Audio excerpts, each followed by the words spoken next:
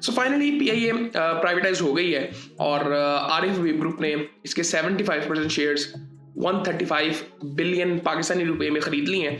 अभी मतलब बाकी जो 25% शेयर्स हैं वो स्ट्रक्चर की वजह से अभी बेचे नहीं गए, लेकिन उसके पीछे भी एक स्ट्रक्चर है बेसिकली बिड के पीछे। मतलब अगर आरिफ हबीब साहब इसको खरीदना चाहते हैं, जो कि मुझे लगता है कि वो खरीदेंगे, उनको अगले 3 महीने में बताना होगा कि वो खरीदना चाहते हैं और अगले 12 महीने में इसकी पेमेंट भी करनी होगी। तो बेसिकली इसका स्ट्रक्चर समझते हैं अभी, लेकिन उससे पहले मैं आपको बता दूं कि ये पिछले साल भी ट्राई किया गया था और ये कामयाब नहीं हुए थे, क्योंकि कोई भी ऐसी कंपनी नहीं खरीदना चाहता कि जो कि खसारे में हो बेसिकली।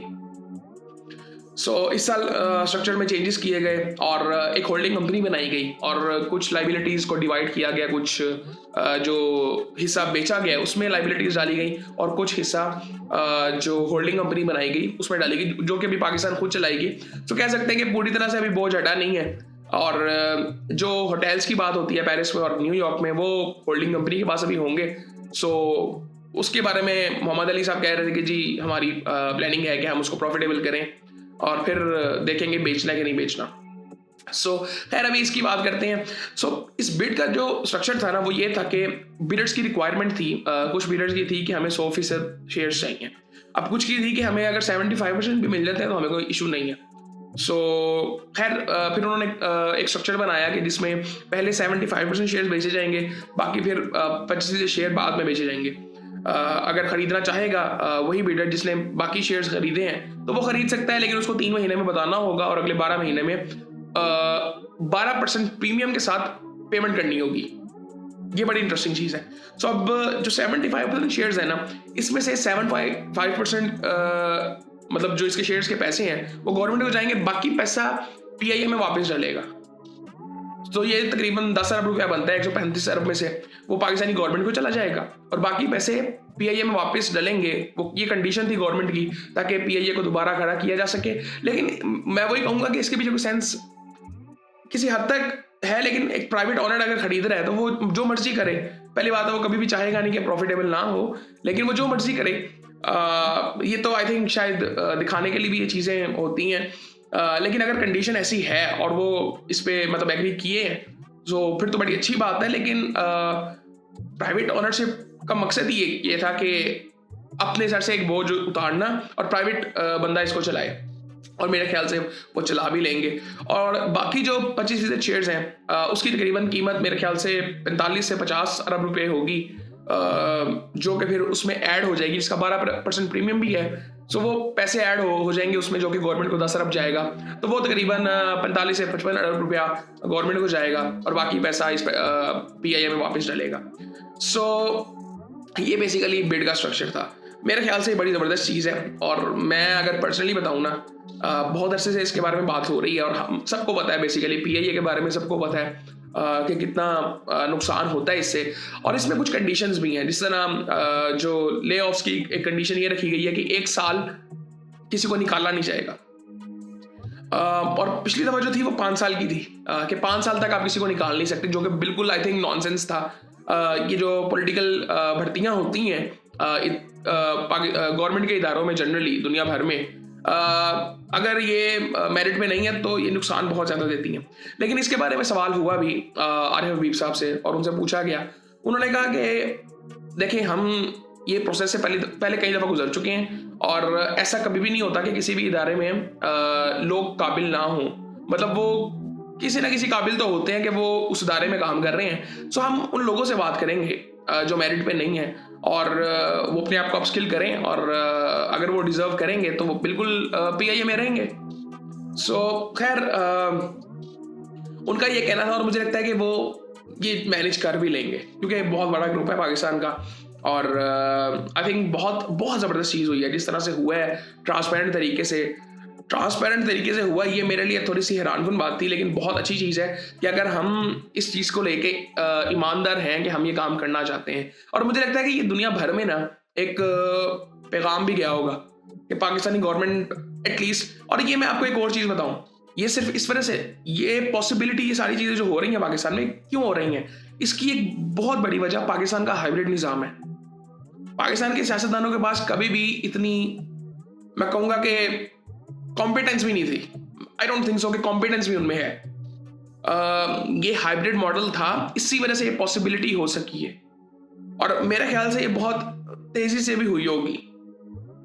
और आने वाले टाइम में भी मोहम्मद अली साहब का कहना था कि जो कि हेड है इस कमीशन के, जो कि इस पे काम करते हैं, कि आने वाले टाइम में भी बहुत से इदारे हैं, बहुत से एसेट्स हैं।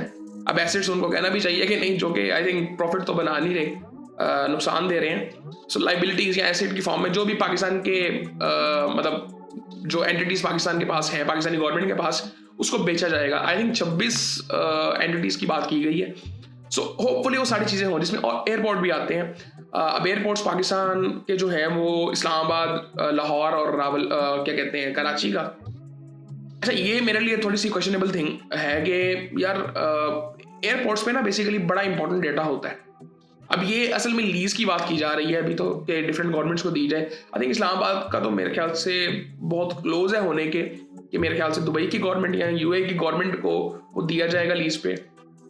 लेकिन पाकिस्तान को ये चीज़ें बहुत देखभाल के करनी है, क्योंकि बहुत इंपॉर्टेंट डेटा एयरपोर्ट्स पे होता है। सो कभी बात करेंगे डिटेल पे कि क्यों नहीं ये होना चाहिए, लेकिन बेसिकली क्वेश्चनेबल चीज़ें हैं, लेकिन सोच समझ के ये चीज़ें करनी चाहिए और पाकिस्तान को किसी तरह से नुकसान नहीं होना चाहिए। That's it. हम सब पाकिस्तान के लिए काम करते हैं और मैं बड़ी एक सिंपल सी चीज़ कहता हूँ कि पाकिस्तान की बात किया करें। हमारे यहाँ पे अभी भी जब हम पॉलिटिक्स की बात करते हैं या किसी की भी बात करते हैं, तो वो बहुत इंडिविजुअल टॉक्स होती हैं कि जी एक पार्टी बात करेगी तो अपनी बात करेगी या अपने लीडर की बात करेगी। बिल्कुल फजूल चीज़ें। पाकिस्तान की बात करें और कई चीज़ों पे हमें आई थिंक एक पेज पे आ जाना चाहिए। और एक बड़ी इंपॉर्टेंट चीज़ जो पॉलिसी है। अच्छा, पाकिस्तान पे ना एक अजीब सा टैक्स था इस इंडस्ट्री पे, जो कि दुनिया भर में नहीं होता। जीएसटी किसी किस्म का था और उस पर एक पॉलिसी बनाई गई है कि अगले 15 साल वो टैक्स नहीं होगा, क्योंकि दुनिया भर में भी नहीं होता। मेरे ख्याल से पॉलिसी क्या है, वो जब दुनिया भर में नहीं है, कॉमन सेंस कहती है, लॉजिक कहता है कि वो इंपॉर्टेंट नहीं है, तो वो खत्म कर दिया गया इनकी वजह से। और अब ये भी एक चीज़ है कि जो बाकी एयरलाइंस हैं वो कम्पीट, और ये मैं आपको बताऊंगा कि ये जो एयरलाइंस का जो बिजनेस होता है वो बड़ा कंपेटिटिव होता है। बहुत बहुत ध्यान से चलाना पड़ता है, फिर जाके आप प्रॉफिटेबल होते हैं। और मोस्टली एयरलाइंस तो आई थिंक प्रॉफिटेबल है भी नहीं। आप नाम ले सकते हैं कि जो अच्छा काम कर रहे हैं या प्रॉफिटेबल हैं कंपनीज दुनिया भर में।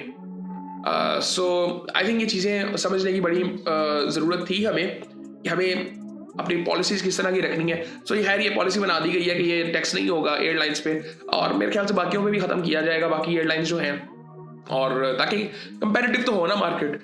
सो खैर ये बड़ी ज़बरदस्त चीज़ है कि हम प्रोग्रेसिव हो रहे हैं।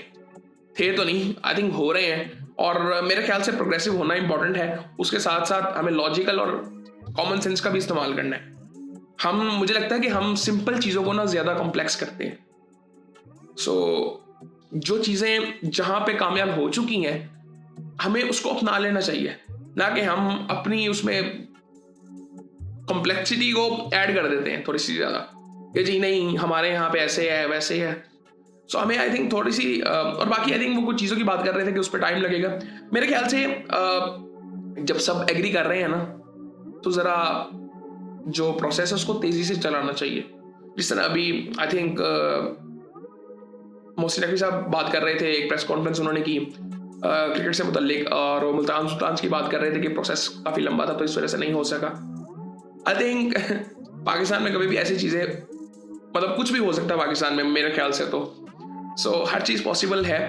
मेरे ख्याल से हमें कुछ तेज़ी से काम करना पड़ेगा ताकि चीज़ें बेहतर हो सकें। और ये बड़ा इंटरेस्टिंग टाइम है पाकिस्तान के लिए। मैं ये नहीं कहूँगा कि बहुत अच्छा टाइम जा रहा है, बहुत या बुरा जा रहा है टाइम। इंटरेस्टिंग टाइम है जहाँ पे कई चीज़ें अभी भी ऐसी लगती हैं कि बहुत आई थिंक जिसकी कोई सेंस बनती नहीं है। मेरे ख्याल से हमें देखना पड़ेगा असल में क्या अभी भी हमें क्लैरिटी नहीं मिलेगी कि हमने कहाँ जाना है। वो क्लैरिटी नहीं मिल पा रही है अभी भी। मेरा ये मानना अभी तक ये है कि कोई क्लैरिटी नहीं है। आप किसी भी कंट्री को उठा लें, आप चाइना को उठा लें, आप यूएसए को इवन उठा लें, या किसी भी डेवलप्ड कंट्री को उठा लें, उनमें ना एक क्लैरिटी होती है कि हमने बनना क्या है। फॉर एग्जाम्पल आप इंडिया की बात कर लें, वो उनकी बातों की कोई सेंस बनती नहीं, लेकिन वो भी बात करते हैं ना, वो क्लैरिटी एटलीस्ट नजर आती है कि जी हमने अखंड भारत बनाना है। एटलीस्ट वो क्लैरिटी तो नजर आती है, लेकिन वो ज़ाहिर बात है पॉसिबल नहीं है वो चीज़ें, लेकिन वो एक बात कहते तो हैं। हमारा तो ऐसा कोई विजन हमें बताया भी नहीं जाता कि जिससे क्लैरिटी आवाम को भी मिले कि यार हमने किस तरफ जाना है, फिर उसके मुताबिक पॉलिसीज बनाई जाए। कोई ऐसी बात नहीं की जाती, वो सब किया जाता है कि सिचुएशन के मुताबिक जिस तरह पाकिस्तानी कप्तान से सवाल होते हैं ना, हम सिचुएशन के मुताबिक खेलेंगे, कोई क्लैरिटी नहीं। इसी तरह हमारा माइंडसेट बेसिकली ये हो गया, हमारा culture he, I think culture में ये चीज़ें आ चुकी हुई हैं। और सो आई थिंक ये चीज़ें हमें बेहतर करनी पड़ेंगी। लेकिन ये बहुत ज़बरदस्त चीज़ जो हुई है, पाकिस्तान जो एयरलाइंस है ये प्राइवेटाइज हुई है, बड़ी ज़बरदस्त चीज़ है। और मेरे ख्याल से आने वाले टाइम में ये चीज़ें जल्दी होनी चाहिए थोड़ी सी, और कॉमन सेंस के साथ। ऐसा भी ना हो कि पाकिस्तान को नुकसान हो। अभी इसमें भी कई लोग बातें कर रहे हैं कि इसकी इतनी कीमत थी, भाई नेगेटिव में वैल्यू थी, बड़ी सीधी सी बात है। जितना नुकसान इसने पिछले कुछ सालों में किया है पाकिस्तान का, आई थिंक $4-5 बिलियन का नुकसान किया है पिछले 20-25 सालों में, और वो हम झेलते ही गए हैं। मेरे ख्याल से इसकी कोशिश तो पिछले 20 साल से की जा रही है इसको प्राइवेटाइज करने की। 20 साल लग गए एक कंपनी को प्राइवेटाइज करने के लिए। ये भी बड़ी अजीब सी बात है। सो आई थिंक वो ग्रोथ कभी हो ही नहीं सकी फिर। सो खैर, हमें सिर्फ प्रोग्रेसिव रहना है और चीज़ों को बेहतर करनी है। और गवर्नमेंट से मैं हमेशा कहता हूँ कि अपनी पॉलिसीज, बस आप पॉलिसीज पे काम करें, बाकी काम लोग करेंगे। लोगों को क्लैरिटी दें कि ठीक है, मैं किसी हद तक ना, मैं पंजाब में कहता हूँ कि किसी हद तक चीज़ें पॉसिबल नज़र आती हैं मुझे। बाकी सिंध का तो इतना ज़्यादा पता नहीं है, लेकिन पंजाब की अगर मैं किसी हद तक बात करूँ, कुछ पॉसिबिलिटीज़ नज़र आती हैं। बट वहाँ पे भी यही है कि कई ऐसी चीज़ें हो जाती हैं कि जिसकी कोई सेंस नहीं बनती, और वो उससे फिर नुकसान उतना हो जाता है। मैं स्पेसिफिकली पंजाब की अगर बात करूं तो। और फिर एक और बड़ी इंपॉर्टेंट चीज़ है कि मुझे लगता है कि कुछ अहम पोजीशंस होती हैं, जिस तरह सीएम हो गए, पीएम हो गए, या प्रेसिडेंट साहब हो गए। ये ऐसी पोजीशंस है जो मुझे लगता है कि बड़े रिस्पेक्टफुल लोग होने चाहिए। और ये तो बहुत, मैंने बड़ी पोजीशन पे 2-3 की बात कर दी है, हर पोजीशन पे बेसिकली जहां पे कोई इंटरेक्शन आम लोगों का गवर्नमेंट के लोगों के साथ है, कि जिन्होंने उनका काम करना है। हमारी क्या कहते हैं, हम यहाँ पे अगर बात करें तो वो हमारे यहाँ पे वो अप्रोच ही नहीं होती सुनने की और काम करने की। सो आई थिंक ये चीज़ें होनी चाहिए। हमारी गवर्नमेंट को ये चीज़ें सीखनी पड़ेंगी कि बस अब आई थिंक मुझे लगता है कि उनको ये डिसाइड कर लेना चाहिए यार, बस अब हमें चीज़ें बेहतर करनी पड़ेंगी, खुद से बाहर निकलना पड़ेगा। एक आई थिंक वो कहते हैं ना, एक ऑब्सेस्ड विद हिमसेल्फ और हरसेल्फ, ये वाली सिचुएशन है कि खुद से इतना ऑब्सेस्ड है कि सिर्फ अपनी बात करते हैं। हमारी पॉलिसीज में वो चीज़ें नज़र नहीं आती। अब किसी हद तक कुछ बातें कई दफ़ा नज़र आ जाती हैं, लेकिन फिर वही बात है कि मैं हमेशा कहता हूँ कि पाकिस्तान में ना 4 साल बाद चीज़ें खुलती हैं, हर 4 साल में चीज़ें खुलती हैं कि जब इलेक्शन करीब आते हैं। लेकिन आई थिंक कई चीज़ें पिछले कुछ सालों में मैं कहूँगा कि एटलीस्ट नजर आनी शुरू हुई है कि कुछ करना कोई चाह रहा है। और ये मैं फिर कहूँगा कि ये सिर्फ हाइब्रिड निज़ाम की ताकत है। मैं ये नहीं कहता कि ये बहुत अच्छा है या बहुत बुरा है, मैं कोई ऐसी बात नहीं करता, मेरा कोई इंटरेक्शन नहीं है, मेरी कोई मतलब, मैं आई थिंक मुझे नहीं लगता कि मैं ना बात करता हूँ ना सोचता हूँ पॉलिटिक्स के बारे में। और मुझे लगता है कि आम बंदे को सोचना भी नहीं चाहिए, अपना काम करें, कोई फर्क नहीं पड़ता। इनके बारे में सारा दिन बात करके भी कोई फर्क नहीं पड़ेगा, लेकिन आई थिंक एटलीस्ट इनको सोचना चाहिए कि अपनी पोजीशन का सही इस्तेमाल करें, क्योंकि ये चीज़ें बड़ी इंपॉर्टेंट हैं पाकिस्तान के लिए और दुनिया भर के लिए। पाकिस्तान एक बहुत बड़ा मुल्क है अगर दुनिया में देखा जाए, हमें अपनी इंपॉर्टेंस का पता ही नहीं है। सो खैर, इन चीज़ों पे तो बड़ी बात होती रहेगी, लेकिन आई थिंक मुझे नहीं लगता था कि इतनी लंबी बात मैं कर दूंगा। लेकिन ये PIA आई थिंक ये बड़ी ज़बरदस्त चीज़ हो गई है जो इसकी प्राइवेटाइजेशन हुई है। और आई थिंक आरिफ हबीब साहब भी एक जगह कह रहे थे कि ये रिक्वेस्ट की गई थी कि पाकिस्तानी को इसको ख़रीदे फील्ड मार्शल की तरफ से। सो आसिम मुनीर साहब जो हैं उनकी तरफ से रिक्वेस्ट की गई थी कि पाकिस्तानी इसको कोई ख़रीदे, कोई बाहर का ना ख़रीदे। ठीक है, अच्छी बात है, बट आई थिंक गोल तो फिर यही है ना कि प्रॉफिटेबल इसको करना है। और बाकी आई थिंक यही चीज़ें हम सबको, मैं कहता हूँ कि हम सबको अपना अपना काम करना चाहिए, गवर्नमेंट को सिर्फ पॉलिसीज़ पे काम करना चाहिए। सो वो पॉलिसीज़ को बेहतर करें, जो सेंसिबल पॉलिसीज़ हैं उनको बनाएं, दैट्स इट। सो बाकी फिर आपसे बात होती है।